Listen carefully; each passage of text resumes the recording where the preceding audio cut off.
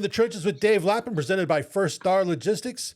Practice number 4 for the Cincinnati Bengals as they prepare for the 2024 NFL season. Dave Lapham was at practice today.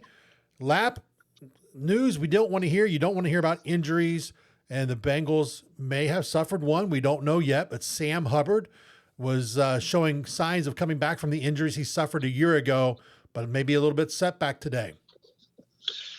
Yeah, Sam, unfortunately, about an hour and a half into practice, one of the last team periods, Sam came off the football field with a little bit of an issue with the knee, went back in, came off a second time saying basically it just wasn't feeling right. And the trainers examined it. You know, they do that push-pull, testing the stability of the knee.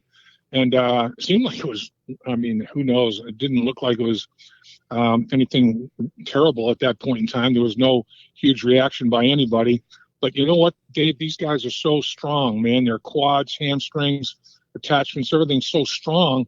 You just can't really tell if they've suffered any kind of a injury. I mean, you can pop an MCL, and these guys, so strong, they walk off the field, don't even know it, or some sort of a cartilage issue or whatever the case may be. So bottom line is they shut him down. He walked off the field really well under his own power, went to get pictures taken, and hopefully fingers crossed, toes crossed, everything's crossed that it's not serious. Maybe just a pinch or something, who knows. But it was not good to see Sam Hubbard walk off the football field and not able to finish practice. And Trey Hendrickson missed another practice today with that sternum problem that he has. He got popped in the chest and hasn't practiced since day one. So he sat out today's activity. Erick All, the rookie tight end from Iowa, he was cleared off of the non-football injury list. He passed his physical. He was cleared to start to practice. Now that they're going to ramp him up, it's not like he just comes right off of non-football injury list and is going, full tilt, full speed every drill. It was good to see the big 6'5", 230-pounder out there getting, or 6'5", 250-plus pounder out there getting some things done. I'll tell you, the wide receiver that they just recently signed, Hakeem Butler, 6'5", 227-pounder out of Iowa State. He made some plays today. I mean, he was making contested catches. He's got a big catching radius, long body. I mean, they love these big, tall tight ends to have huge receivers and tight ends to have huge catching radiuses, and he fits that bill big time. B.J. Hill, big news. He dyed his hair. He lived up to his deal with Joe Burrow. His is not as blonde as Joe's. I don't know. It's not as good a product, I guess, as Joe's, but he did dye that hair blonde. So that was an interesting part of practice as well. Cam Taylor-Britt still recovering from the tonsillectomy. He did not go today either. The rain wasn't an issue. It did not curtail anything that they wanted to get done from a physical standpoint. They worked hard at practice and had a pretty good day, I thought. Overall. Lap, another player that missed time, Cam Taylor-Britt, had his tonsils taken out, something that happens to many people as youth, still had him as an adult. But as we've talked about in previous episodes, when you miss, someone else is getting opportunities. Yeah, that's the key with what's going on with this football team. Guys are stepping up, next man up. More reps are available to show what you can do, and many are taking full advantage of that. And there's a myriad of reasons why that might be the case. It might be a veteran day off. It might be injury related. It might be a tonsillectomy. It might be whatever. The other thing that goes on, Dave, during the course of training camp is I love to see these contested catch situations, because on a contested catch, defensively, usually it's very solid coverage, but you're just not finishing. I mean, if the offense makes the play on the football, you're just not finishing. You got to get the ball off the receiver somehow. You got to get that done. But the fact is that you're in good position, just got to finish. Now, the negative is offensively, your route running may not be up to snuff. You're not getting enough separation, but you're finishing. You're a high point in the football. You have strong hands and all that sort of thing. So in a contested catch situation, if it's an incompletion, defense has had a great rep. They got great coverage, and they got the ball off the receiver. If in a contested catch situation, the offense makes a play, they didn't necessarily run the greatest route, didn't get separation, but they finished with strong hands and high pointing the football. So it's real interesting seeing these contested catch battles. I mean, guys were living and dying with these, and there's a bunch of them that crop up at every single practice.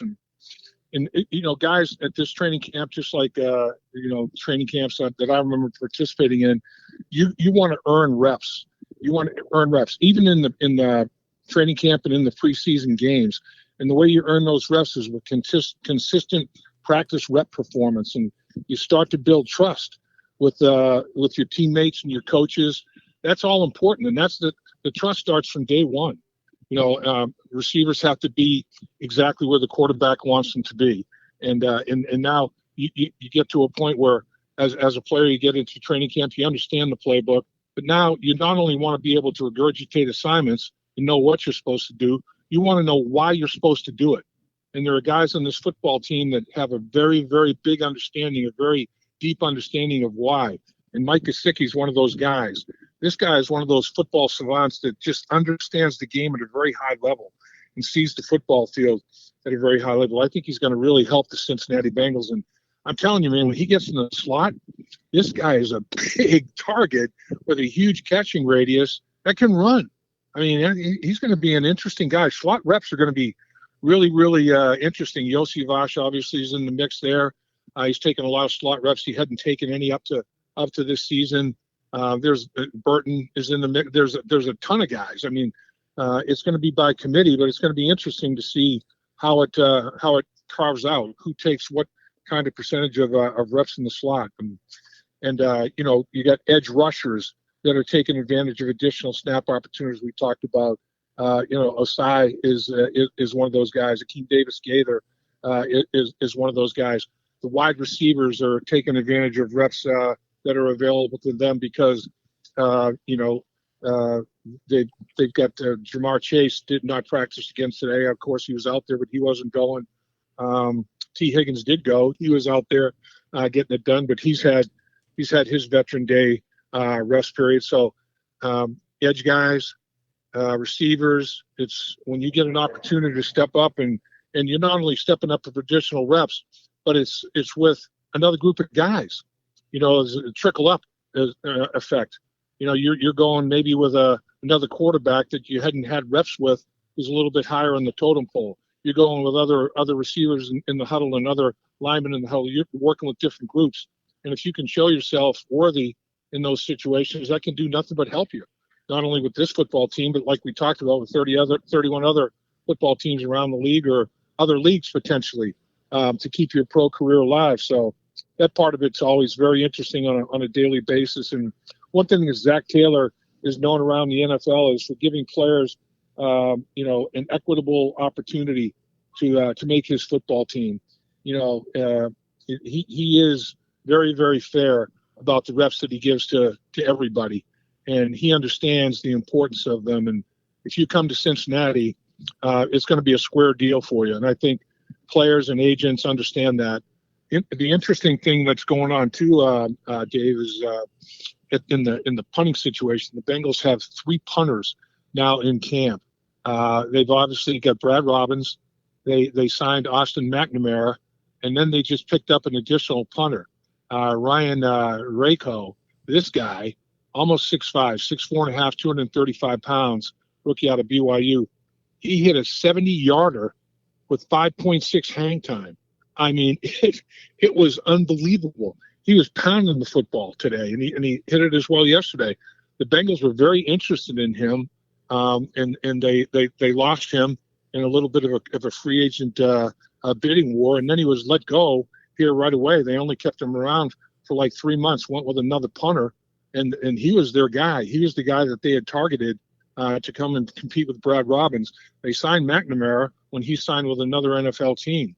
Now he's let go. They bring him in because they had him ranked so highly, coming out of college. And when they worked him out, they really liked him. So now it's a 3-man competition, and it'll be knocked down to a 2-man competition, I think, fairly quickly here. But you think that there's a significant competition going on right now between McNamara and this big 6 foot, almost 5-inch Ryan Rakal. There's a battle going on there. It's crazy. It's interesting to watch that competition. And Darren Simmons has got himself some guys that can boom that football as punters.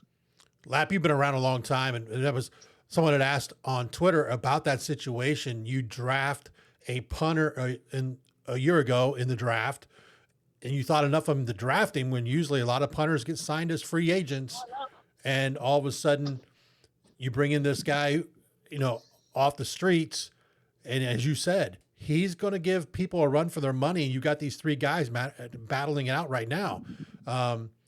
Robbins probably should not be sleeping too comfortably over the next few weeks as long as this competition continues.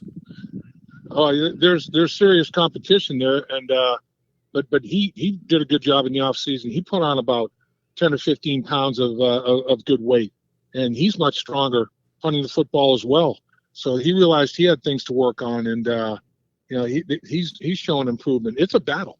It's going to be a battle royale. But knowing Darren Simmons, there's one thing that he's not going to do is have a repeat performance of what he went through last year. He was not a happy camper at all with what took place last year, and wants to make sure that there's no repeat performances there. Yeah, he had a lot of seasons there, Kevin Huber. You knew what you were getting every season until the very end, and I'm sure he'd like to find that again with whoever would win this punting job going into this season. Yeah, I mean that's something that you'd that you'd like to have some consistency of performance. And boy, I'll tell you what, you talk about a guy that's been a consistent performer in the kicking area of it, Evan McPherson. I think he's only missed one, and it's when he had McNamara holding for him, and they were kind of new to each other. I think that's the only field goal that I've heard. I didn't see that one that was missed, but my understanding is that's the only field goal that's been missed in 4 days of kicking. So McNamara is doing his thing, man. He's hitting in a very, very high percentage, and he's hitting from long distances as well. And they've got themselves a deep snapper that they feel very good with Ed Midas, and so they're very confident in their snapper. They like their place kicker a lot. They want to make sure they've got the right operation going at that punting position. Lap, let me get back to Ja'Marr Chase. People all over the internet are, frustration from the fan side of it. When do you get concerned on a player? Because it's totally different than a guy who's holding out, sitting at home, not doing anything. Ja'Marr Chase, looks in great shape when he was down at practice the other day. He's involved. He may not be running a rep, but he is involved in what's going on. He's almost like another coach out there. We know the history between him and Joe Burrow. That's not going away because that's a long history. It's not just a one-season deal. When does it get concerning if you're a fan as Ja'Marr continues and his people continue to negotiate with the Bengals on the extension of a contract? And he's probably being smart in today's world with the money that we're talking about. And he's looking at the longevity of his career, not just a 1 or 2 year deal. He's looking at a multiple year extension with a lot of money on the line. And when would you say, fans, hey, get concerned now? Well, I don't think they should be concerned now. If they're concerned with Ja'Marr Chase, they should be concerned that Trey Hendrickson's only practiced once, out of 4 days. And that's because of an injury, and guys get veteran days. I mean, it's very early in training camp, and Ja'Marr Chase is doing the exact same thing that Trey Hendrickson is doing when he's not able to practice. And that's working with his teammates, giving advice, supporting his teammates, and all that sort of thing. I mean, bottom line is the National Football League, all it is one big business. And this is, the side of the business that's not always the most pleasant, not only for fans, but particularly for the players and the negotiating team that's trying to work the contract out. So it's very early yet. I certainly wouldn't be concerned because, as you said, Ja'Marr Chase is in great shape. All they've played so far is underwear ball. He's not fallen behind by any stretch of the imagination. Everything that's been installed right now, he's done 100 times. It's the basic of basics. So I think they're making the best out of a tough situation, and hopefully it's not prolonged too much longer, and they can come to terms and get something done. I mean, obviously, you'd love to see him get both T. Higgins and Jamar Chase done. Well, T. Higgins is taken care of for this year, but at the end of this year, it's going to be what's going on with T. Higgins again, and then hopefully they get Jamar Chase done for more than a year, and they've got security at one of those great positions with a great player. So I mean, it's the nature of the beast. It's part of the game. I know fans have no interest in the business part of the game, but it is part of the game, unfortunately. You're in the trenches with Dave Lapham, presented by First Star Logistics. As always, we can't say enough about what First Star Logistics has done for In the Trenches with Dave Lapham over the last few years as we've continued to build this. Make sure you subscribe, like, and share In the Trenches with Dave Lapham on YouTube or wherever you get your podcast from. Lap, before we let you go here, things start heating up a little bit more. We've got 4 days down. We've got a couple more practices up, then a day off, and then things really start heating up from here on out, doesn't it? Yeah, well, on Tuesday, it's the first day of pads. So that's when the rubber meets the road a little bit differently.